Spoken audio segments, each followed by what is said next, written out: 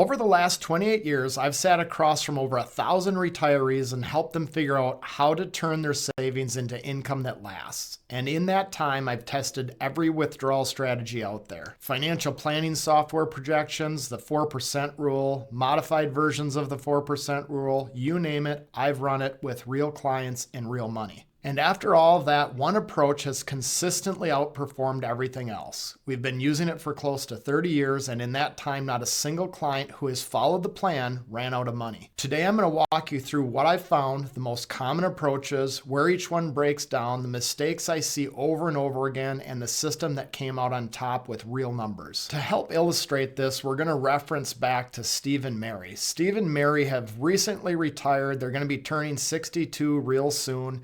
They need $14,000 per month in income, or that equates to $168,000 per year. And if Steve drew his Social Security at 62, he'd get $25,000. If he waits till 70, he'd get $44,286. Mary's Social Security, if she took it at 62, would be $20,000. And if she waited until 70, it'd be $35,428. In addition to that, they have miscellaneous income from a variety of places. They have a little rental income, pension income, working a little bit part-time. Collectively, it all adds up to $45,000. In addition to that, they have $1.5 million in an IRA, $200,000 in a Roth IRA, and $800,000 in non-qualified investments, which I'll explain what that means in more detail later. Another thing that's extremely important to know is Steve and Mary do not have retiree health insurance provided to them from a former employer, so they're going to have to self-insure.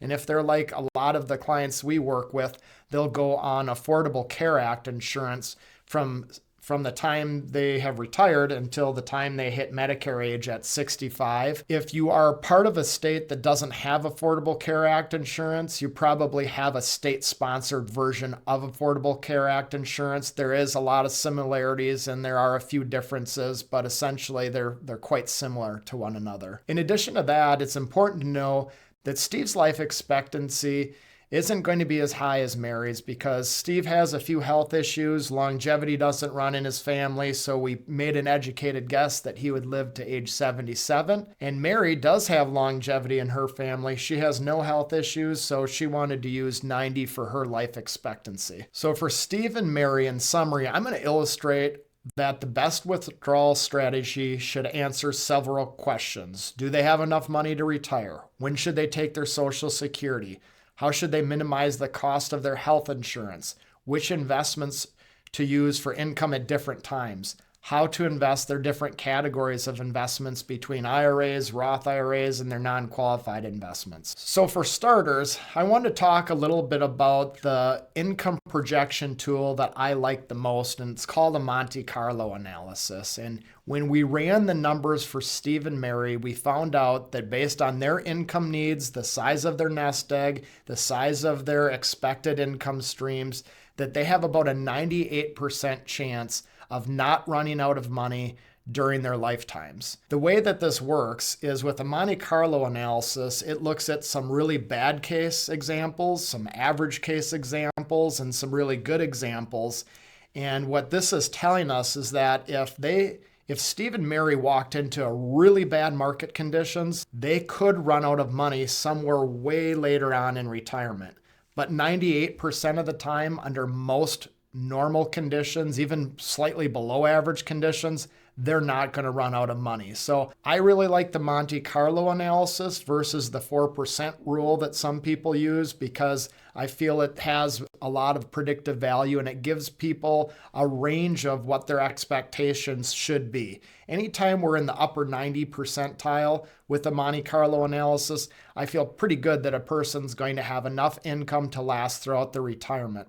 So that's my preferred income projection strategy when we're trying to determine if a person has a large enough nest egg to sustain the lifestyle they desire. Now that we understand that they have a high likelihood of being able to meet their retirement income goals, the next thing we have to determine is what is a reasonable Social Security strategy to take. And so What I've done is I ran a Social Security analysis using all the numbers we had talked about before. And what I found is if they both claim at age 62, their lifetime benefits are a little bit under 1.2 million. If they both claim at 70, their lifetime benefits are a little under 1.4 million. If Mary claims at 62 and Steve claims at 70, that's what we call the hybrid approach. And you can see that this approach comes up with the largest amount of lifetime benefit for Steve and Mary.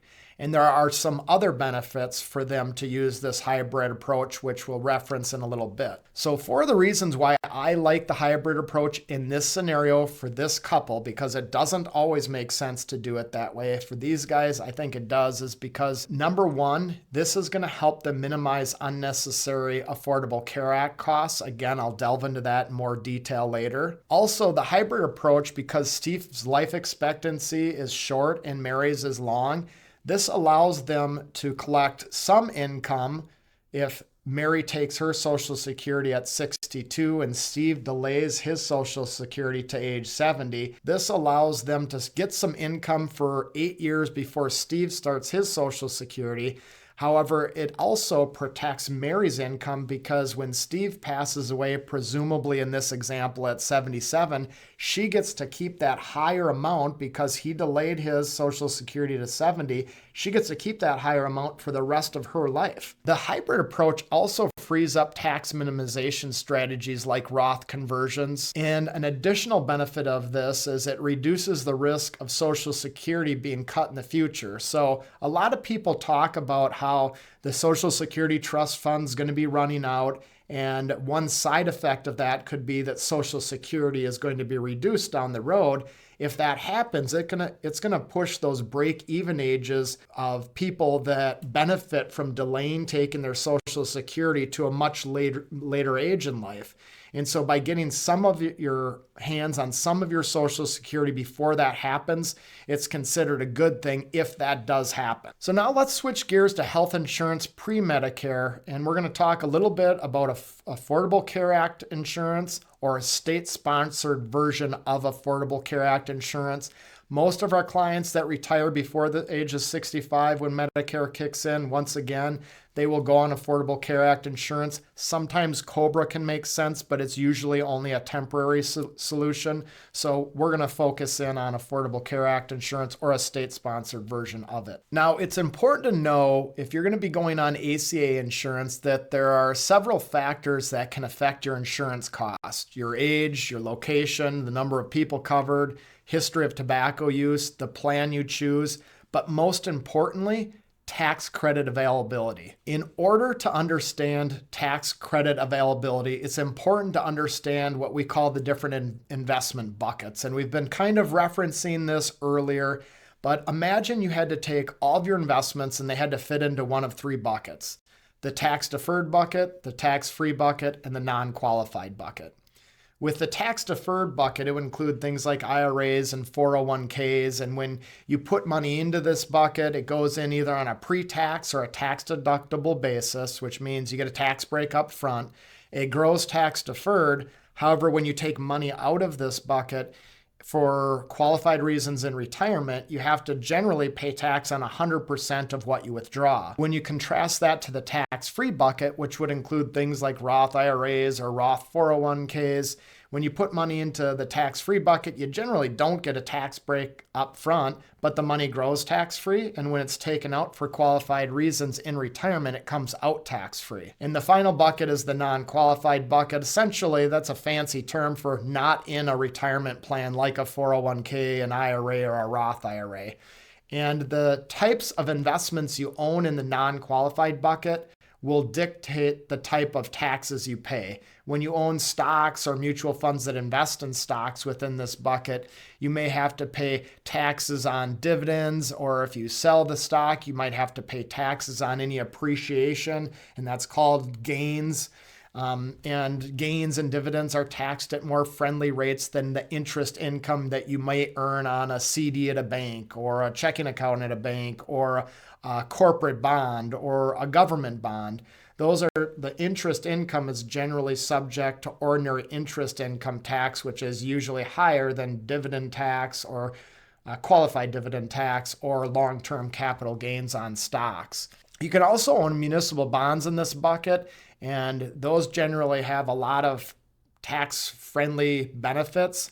Sometimes that makes sense for some people, but there are a number of problems that municipal bonds can cost. We'll touch on a few of those today. Now that we understand the different tax buckets, we're going to talk a little bit about modified adjusted gross income, because at the end of the day, the higher your modified adjusted gross income is, the more that you're going to pay for Affordable Care Act insurance, because you will not receive as many tax credits to offset the cost of the Affordable Care Act health insurance.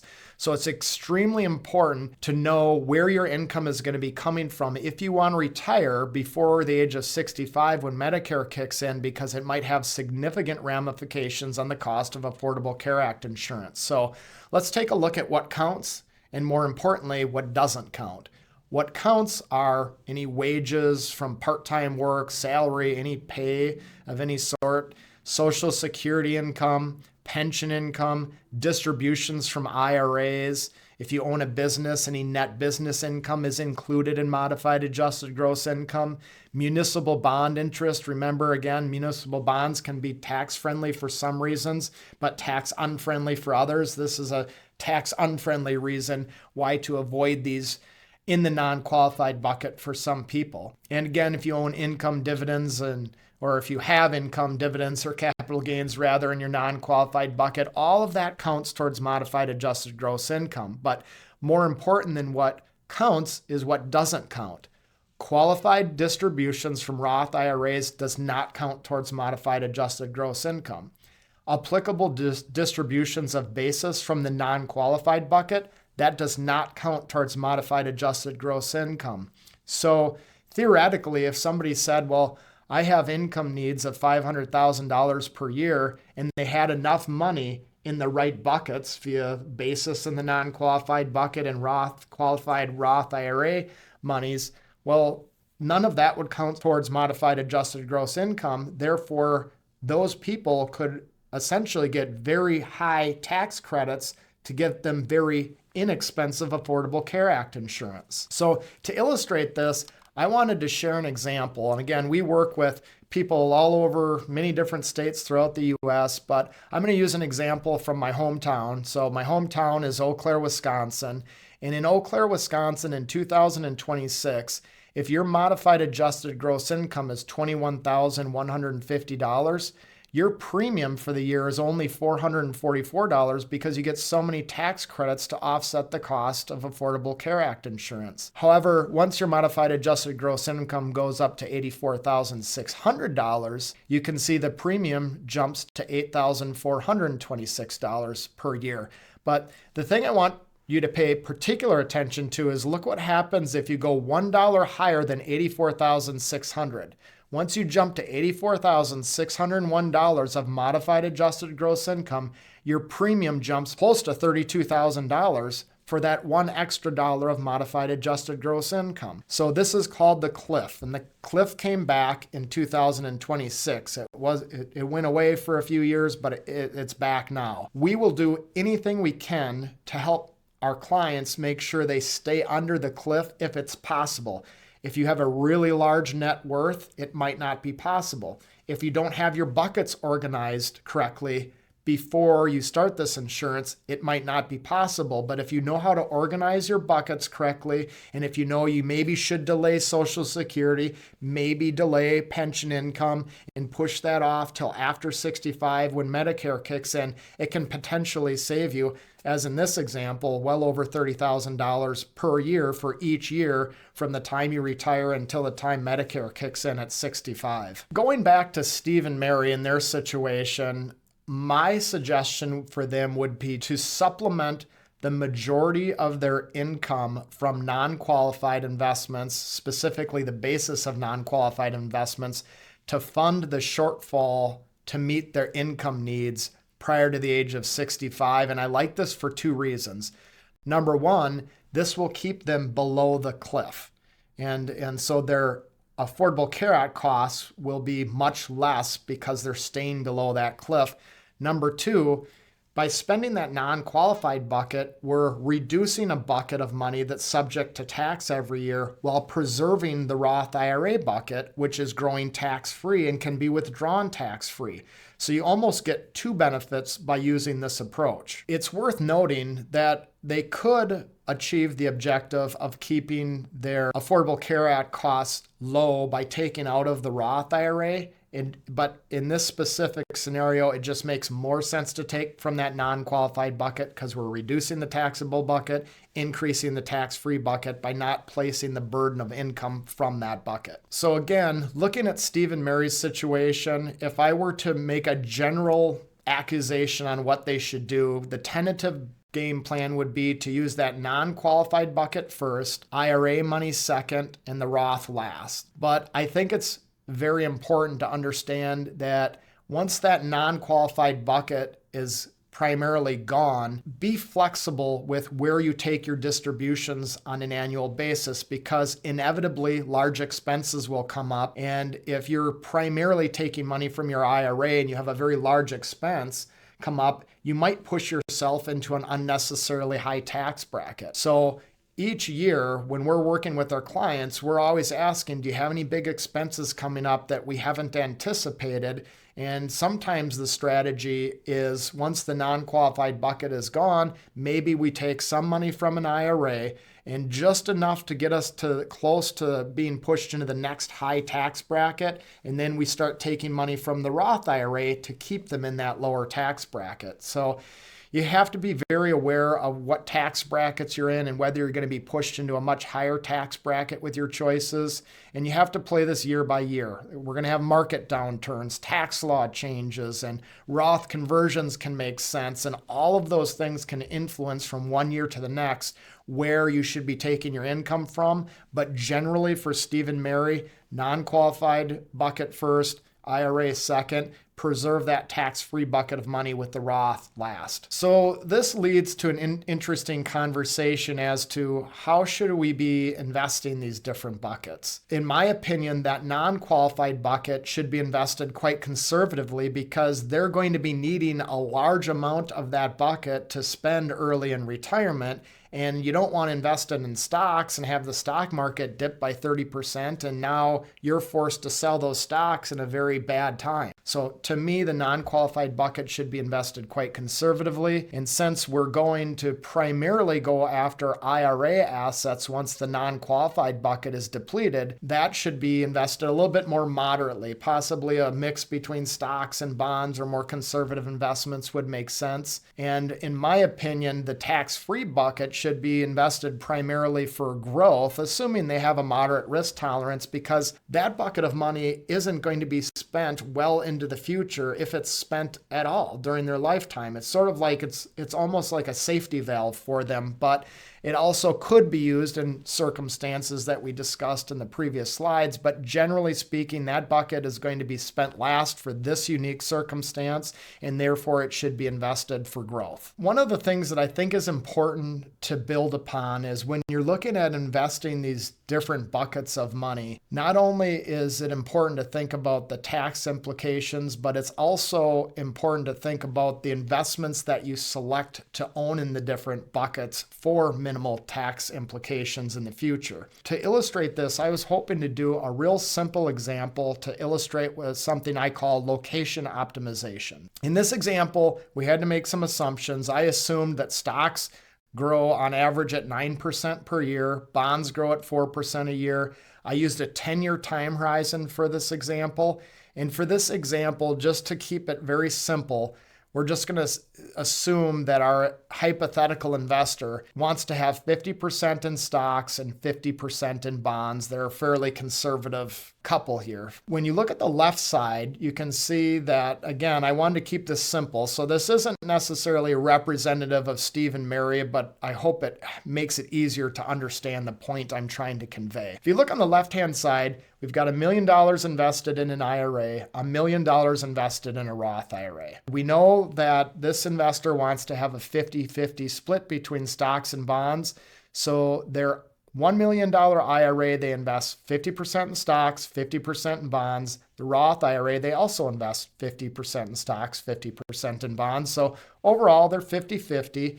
And if those monies grow for 10 years, both buckets will be worth a little over 1.9 million, as illustrated in this example here. And collectively, they'll have a little over 3.8 million. And so the reason the buckets are the exact same amount is because they have the exact same mix of investments, and there's no taxes on the tax-deferred bucket while it's growing, and there's no taxes on the Roth IRA as it's growing. But I want you to think about, alternatively, instead of putting 50-50 in both, what if we put all the bonds in the IRA bucket and all the stocks in the Roth IRA? So we still have 50% in stocks and 50% in bonds because we have $1 million in bonds, we have $1 million in stocks, 50-50 allocation. So risk tolerance wise, we're virtually identical. The difference is that, as you can see in the illustration, the IRA doesn't grow very much. It only grows to a little under 1.5 million. And the Roth IRA grows quite a bit more because it's investing in stocks that have a higher average rate of return over time in this example. So that bucket of money grows to a little over 2.3 million. So they still have the exact same grand total at the end of the day compared with the other example on the left. The difference is we have a lot more money in the tax-free bucket and a lot less money in the bucket that's fully 100% subject to tax. That's a huge win for them, and that's what location optimization is. Placing your investments in the right buckets for minimal taxes during the duration of your retirement. So in essence, determine how much you can take, be flexible with the buckets you take income from, plan for pre-Medicare health insurance, make the right choice with Social Security, locate those investments strategically for minimal taxes. Now, if you're watching this and you're thinking, I want to see what this looks like with my numbers, that's exactly the right step, because the starting withdrawal rate, the bucket split, the bond selection, the tax bucket of flexibility, all of that depends on your specific situation, your portfolio, your tax bracket, your Social Security timing, and whether you're married or single. And that's exactly what my team and I help people build every day. So if you want to see your own modified withdrawal strategy, there's a link in the description where you can book a call with us. We'll look at your numbers together and show you what your version of this system looks like. So after 28 years of testing every withdrawal strategy out there, the one that consistently wins, in my view, is the Monte Carlo analysis to help you determine if your nest eggs are big enough to support the lifestyle you desire. But it's also important to remember, be flexible with the buckets you take income from on an annual basis. Make sure you plan for pre-Medicare health insurance. Make sure you make the right choice with Social Security and locate those investments strategically for minimal taxes. We talked about the importance of withdrawal strategies that we've been using for over 28 years, but one of the biggest decisions you'll need to make for retirement is if Roth conversions make sense for you. Because in 2026, the rules around Roth conversions have changed. And if you're still following the old playbook, it could be costing you more than you think. I break down exactly what's changed and the new approach in this video right here. I'll see you there.